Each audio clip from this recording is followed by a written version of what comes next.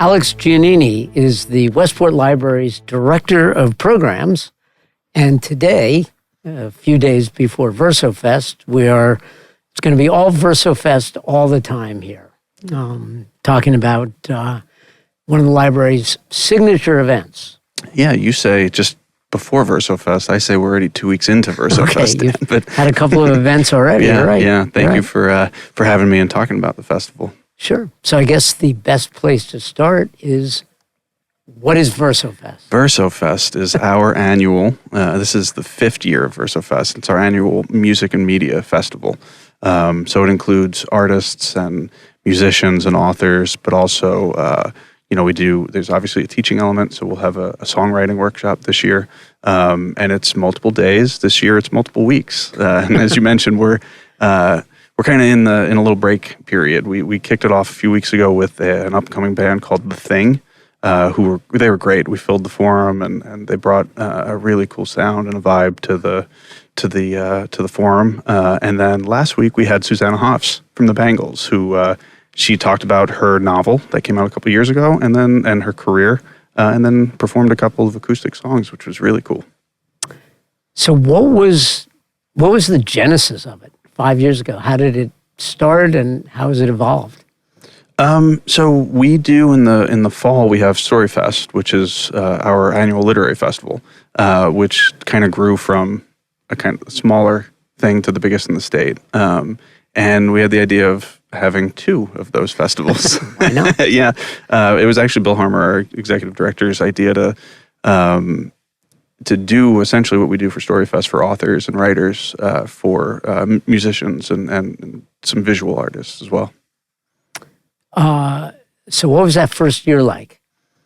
We were coming just out of COVID, so the idea of gathering and being in spaces together was both a little bit scary, but also really exciting. And I think that was really the genesis of it, is that we wanted to put people back in the building. And we've seen over time the 2 of the best ways to do it are through music and through film. So we kind of combined those things to create Verso Fest. And I remember probably not being as worried as I should have been when we started it, but that panic set in a little bit after that. But it kind of grew organically from that idea, and you connect to this town. This community is so connected, right, in every sense of the word. So we have a Verso Fest committee, and folks on that board they were in the music industry for 40 years. They were, they're in the film industry now. They're just folks who can help us get to people. So, and who are some of the people that you've gotten? So I'm gonna start with the one that was like a white whale for me. Last year we got Henry Rollins, who I always thought Henry Rollins would be the perfect library guest, right? Because he doesn't look like the perfect library guest, but he's a writer, obviously a musician, and a hard rock, a little harder than hard rock icon, but he's a writer and really an artist's artist. So we had him last year in conversation, and he was great. I mean, he's just a storyteller, natural storyteller, and that's what we're seeing with all of the Verso Fest talent that we bring. They're all storytellers, and it for us as a library, that's the heart of what we do and what we put on the stage is storytellers, and that's what Verso Fest is about. I remember seeing the Doors drummer here. Yes. John Densmore. John Densmore was a couple years ago, and Allison Camerado, also a Westporter and former CNN anchor, did that interview. And man, do I give her credit, because he told us, it was going to be a talk about his book, his memoir that came out. And then very shortly before, and this is where I credit our production team with being able to do things on the fly, he said he's going to play some bongos. And if you were here for the talk, you remember it wasn't super structured, and in the middle of questions, he would just break into bongoing. So that's a good memory of talk. Last year we also had Black Thought from the Roots, who was here, and I thought gave a great talk about coming up in the music industry with June Archer, who's part of our Verso Fest committee. And this year we still have quite a bit to delve into. The main part of the festival starts the last week of March. So in a couple of weeks, we've got... I'm going to get to that sure, in a okay. second. I want to look Sure. back for... you've done stuff with the Grateful Dead. Yes. You've got, like I said, you've caught me in the middle. I'm so deep in this year's Verso Fest that thinking back is challenging. But we had the Spin Doctors were here a couple years ago. We had last year the headline concert was the Wallflowers, which was I think a real high point for us in terms of the size and quality of a band that we could bring to the stage. I don't think I've ever seen that many humans in this forum. Right, that night was the fire marshal here? Oh yeah, I am very close with the fire marshal. Hi Terry, and then, they do a walkthrough, and right. Some of them may have been here that night jamming out to the Wallflowers. So that was definitely a high point. I'm trying to think who else. Last year we had Patti Smith kicked off the festival last year. We've had I think the first year we had Michael Jai White. Who is an actor and is working to put a production school together in Connecticut, and that was kind of what he talked about, how he came up from a rough childhood to have his own production studios, and also he's been in some major films. He was in Spawn, he was in The Dark Knight, and 100 other kind of smaller films, but. So Patti Smith had been here before for Book for the Evening, yeah. But what's it like when a Patti Smith or a Jacob Dylan walk in here? They've played all over the world. All of a sudden, they're playing in a library. It's funny that when we talk to bands, especially, it's almost like we have to convince them a little bit more that we're a library butt, right? When you come here, I think you get it right away. Yeah. But it's a bit of a harder sell when you're on like my end of things and making that ask to the talent to come here, especially for performing. Once we start asking them questions, they get that we have a traditional production team here and they become more comfortable. When they walk into the space, I think it's the same that a lot of people have. It's like, oh, this is not what I was expecting. Because no matter how many photos I send them, no matter how many links to YouTube videos I send them of past events, think of a talk at a library and it's still an overhead projector in a dark room, right? Doesn't matter who it is. And even if they've done like the New York Public Library, they still, that's the image that they have. So it's always fun to see when they get here. And then just that level of musician, like Susanna Hoffs, like just lights up the room, right? Like she gets on stage, you're like, oh, that's why you are a star, right? Yeah. It is very obvious. That's why you're a Bengal. Yeah, exactly. So what's your role in Verso Fest? Cat wrangler is what I do. I wrangle talent along with my wonderful team. So we put out the asks to folks to come to play here, to talk here, and we kind of shape the narrative of the festival. So we put together the run of the day and the run of the weekend. And then everything from, we handle car services and transportation to getting them here with their production details. And I imagine, you look at the schedule, which we'll get to in a second, but there's a lot to that, right? You really have to, there's a lot of balance. Yeah. And I think, one of I won't call it a mistake, but we've done it with StoryFest too, where it's like, we look at, let's do all of it. We never say no to anything when we're planning these festivals. And I think that speaks to why it's over the course of a month this year. Because I think we learned lessons from the past where you start putting it together and you're like, okay, every hour we're going to have a different panel on the music industry or bring in another author to talk about something. And you realize, well, that looks great on a poster, but for people that need to eat and take bathroom breaks, it's not it doesn't make for a great user experience. So we have, to your point, we've kind of spread out the festival a little bit. And that's what we work on, kind of the narrative arc of the festival. So we like to begin with music. That Friday night has always been a concert. This year it'll be Wyclef, which big get. And I said last year the Wallflowers were the biggest act we've had on the stage. Wyclef is going to be bigger in terms of the production lift. And I think ticket sales are great for Wyclef, so we're talking about probably a record number of people in the building for him as well. Yeah. But that kind of sets the tone. That concert sets the tone and the vibe for the weekend. And then Saturday, just try to mix a bunch of interesting people together. That's always been what it's about. I think from the program team's perspective, like what we do is find interesting people and try to put them in front of our community. And how do you figure out who you want? What's the process of, in terms of genre and all that? I kind of liken it to anything we do here, right? Whenever we start talking about who we want, we start with Barack Obama, right? We start with George, but we start with all of the presidents and then work our way down from there. But I think like it's a really freeing experience to say, man, who would we want here? Because for me, like Henry Rollins was that. It was like he's the perfect person for this festival and to speak at a public library. So we start with that big yes. And then either whittle down or kind of move off in different tangents from there. For this festival, and we hopefully for all the festivals we do, we try to be representative in the voices that we bring. So it's diverse in people, but also in subject matter. Someone I'm really looking forward to this year is an author named Claire Dieterer. She's coming on Saturday of the festival to talk at 1:00.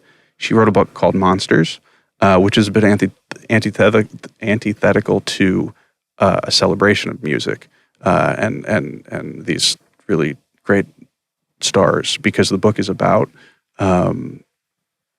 really problematic men in the music industry, in the film industry, and giving voice to folks who were not given that voice before. So that's a really important piece of the festival for us this year to be able to talk about that. And then, after Claire, we have Adria Petty, who is Tom Petty's daughter, but she's also, her dad died unexpectedly, one of the biggest bands ever, one of the greatest bands ever, one of my favorite bands. What do you do when all of a sudden you're in charge of your father's legacy, right? Like we all deal with that, but her father happens to be Tom Petty. What do you do when you're also in charge of all of the finances for your father and his band and everyone who is affected by that band? And then how do you keep, one of the first challenges she faced was when he passed away, it was, I guess it was the Clinton-Trump campaign, and the Trump campaign was using Tom Petty's music, and she didn't think that her father would have been behind that.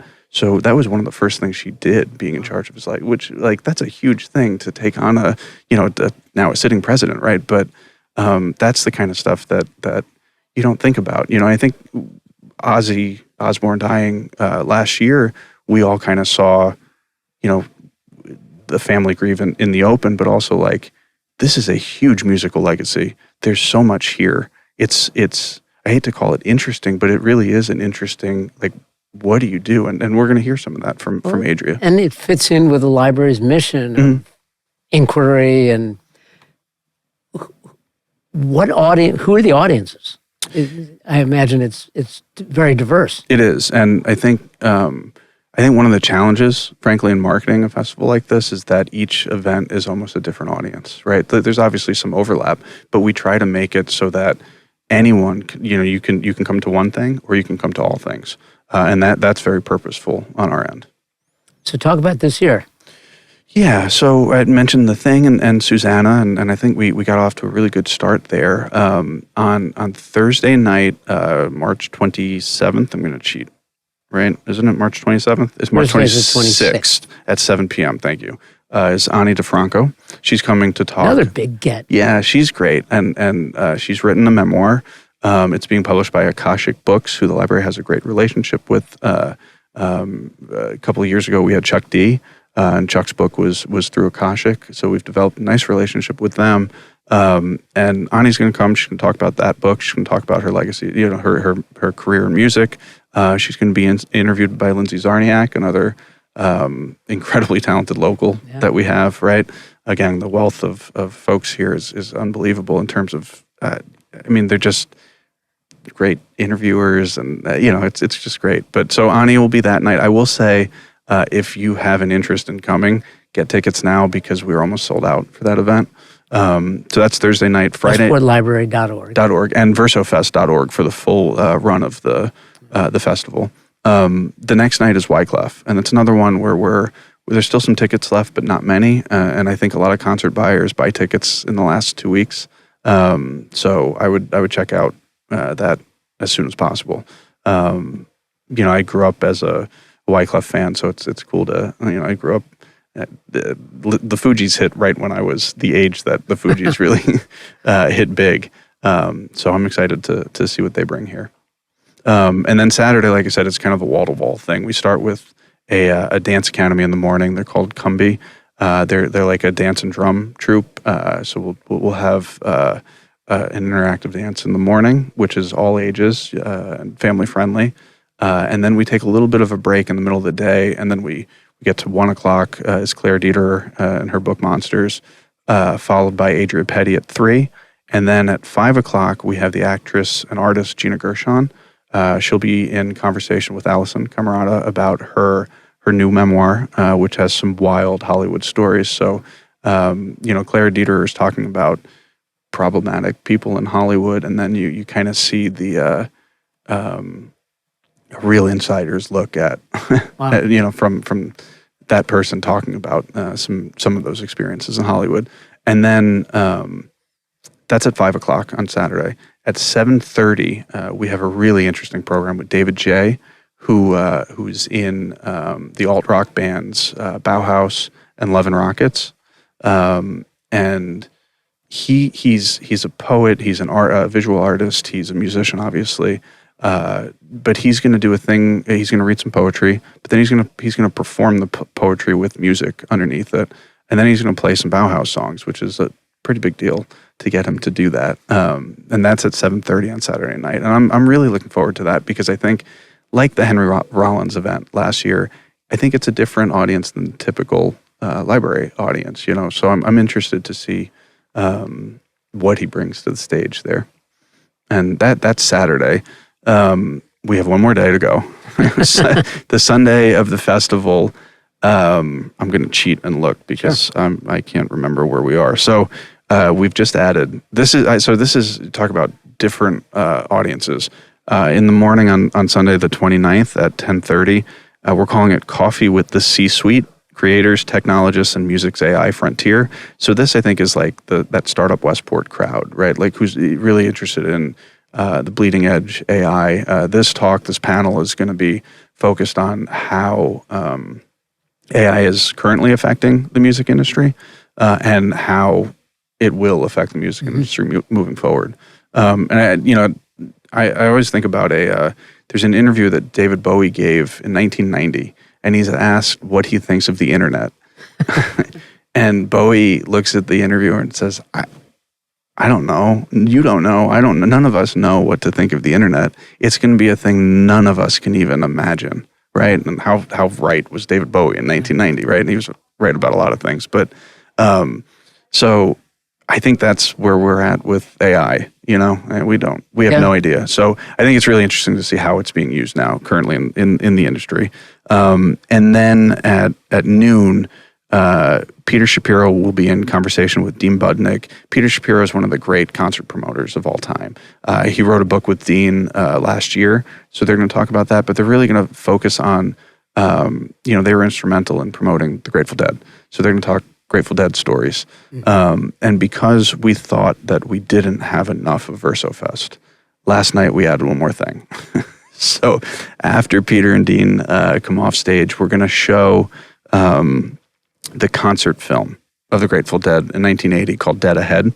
So it's a mix of acoustic and electric performances from, I think it was October 30th and 31st, 1980 at the Garden. I think that's the dates. But so we're going to show the concert film, and that's how we're going to end the festival. Wow. With some Grateful Dead. Wow. Which will look great and sound great on the stage. Yeah. So, yeah. And then we'll do it again next year, Dan.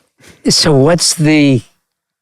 might be an unfair question to ask, but if you could get anyone for VersoFest 27, who would it be? Oh, such a great question. So currently, There's a musician who's, I mean, he's kind of huge right now, but I feel like I was listening to him before he was famous. Stephen Wilson Jr. Has gone crazy on the country charts. But I think he's one of the most interesting humans. He was a Golden Gloves boxer growing up, and then he was a scientist, and he is partially responsible for, the biscuits that dogs have that clean their teeth. Yeah, the chemical in that he created that or had something to do with, right? And then but he always performed music, and then his father died, and his dad was his biggest supporter in every way. And that was kind of the motivating factor for him to really give music a go. And he's really having a moment now. I'm going to go see him at the Capitol Theater in a couple of weeks. And I'm really excited. And that would be, I think he would be great. So anybody listening, if you have a connection. Please, yes, Stephen Wilson Jr. Contact Alex. Yeah. Challenges. What are the big challenges to putting this Verso Fest on? I think like with any organization, it's getting the word out, and especially, I think it speaks to how great the town is, because any day of the week, any night of the week, there's 4 other things happening in Westport, right, that you could go to, so we're always so honored that folks choose to come here. But that said, it's a challenge to get the word out about the festival. And, I think folks in town and who come to the library know, like, oh yeah, they could pull off a music festival. It's a harder sell to people who haven't been here, and I think we'll get it at Wycliffe. People are going to, it's the standard. They're going to walk in and they're going to see, the stage is going to be set, the lighting is going to be different. This whole building is going to look and feel different. There's going to be a bar, and they're going to go, this is a library? Like, we get it every year. Every year. But breaking through to that audience that does not know us is the big challenge. And do they then come back, or do they get Verso stay Fest? involved? Yeah, it's really interesting. Like with Verso Fest and StoryFest, you see them twice a year. Some of the folks that come, because they're traveling to come here. So the furthest, for StoryFest, we have folks come down from Canada one year to meet R.L. Stein, which was cool. But last year, Verso Fest folks came from Long Island. We got upstate Connecticut, Boston. So they're coming up from the city, which is always a point of pride because there's obviously so much to do. And I think like that list grow. Like I'll see familiar faces, and then every year I'll see new faces, but I'll know which new faces I'll see. Next year. Obviously, it takes a team. You want to give a shout out to everybody to here. Your team? Yeah, I mean, we've got David and Travis and Eric and Fred on our production team, and my programming team, Carrie Garlock, Jennifer Keller, and Joanne currently is she's nursing a bum knee, but we're hoping she'll be back for Verso Fest. But it's a mountain of work, and it's I think it's putting together a festival is something that folks do for the year, and we do it in March. So, and by the way, in the 2 weeks between the beginning of Verso Fest and the end of Verso Fest, we've got programs almost every night here, because the demand for the space doesn't stop, and that's something that we take pride in. Like, this is how we serve our community, and we're not going to stop just because we have Wycliffe coming. That's great. Anything? This is great. Your enthusiasm for Verso Fest is infectious. Anything else you want to add? Any message you want to send out? I just if because I do know that there's library users are very particular, right? I'm a very particular library user. My library has music and quiet spaces and all of that, right? And I'm okay with that. But there are some folks who question, why music? Why do this here? So I would say, come to one of the events. If it's something that email me. You can find my email on the on westportlibrary.org, and I'm happy to give you set aside a seat for you, because I think at the heart of it, as we mentioned at the beginning, they're storytellers, right? And if there's anything that's foundational to libraries, it's storytelling. So, And what a great story. Alex Giannini, Director of Programs for the Westport Library. Thanks for letting us know about VersoFest, March 26th through 29th. VersoFest.org. Is that the... That's it. Yep. And I thank you, Dan, because you are Westport's storyteller. So thanks for having me and for doing this. And I'll see you at VersoFest. There you go.